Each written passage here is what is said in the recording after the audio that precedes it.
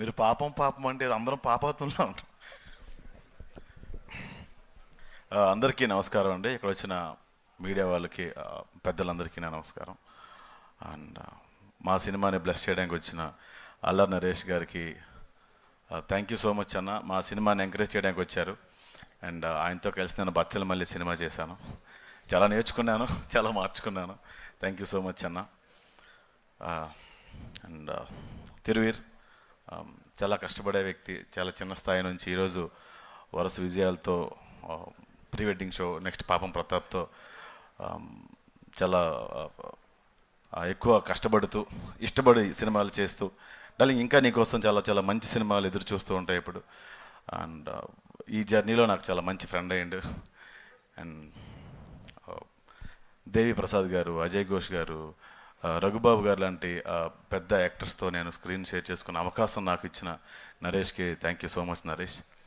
And Naresh, నాకు ఈ బొత్తోడు అనే క్యారెక్టర్, ఊర్లో ఒకరు ఉంటారండి, ఎవరింట్లో అయినా ఏదైనా జరిగితే నోరు ఖాళీగా ఉండదు, ఏదో ఒకటి అంటూ ఉండాలి. కాబట్టి అలాంటి క్యారెక్టర్ నాకు ఒకటి ఇచ్చాడు ఆయన.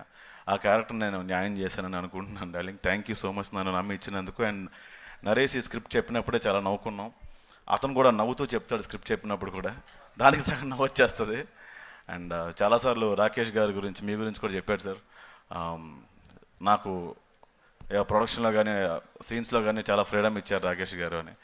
Thank you so much sir. ఒక డెబ్యూ డైరెక్టర్కి మీరంత ఫ్రీడమ్ ఇవ్వడం, అతను దాన్ని కంప్లీట్ చేయడం చాలా చాలా ఆనందంగా ఉంది. Thank you so much everyone. ఇంకా అజయ్ ఘోష్ బాబాయ్, ఆల్మోస్ట్ 3 సినిమాలు చేశానండి ఆయనతో. 3 సినిమాలు చేస్తానండి నేను.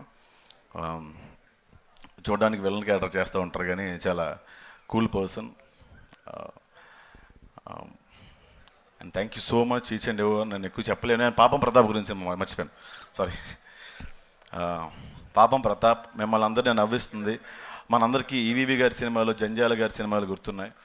ఆ స్టైల్లో మళ్ళీ నరేష్ అందరినీ నవ్వించే ప్రయత్నం చేశారు ఈ సినిమాతో.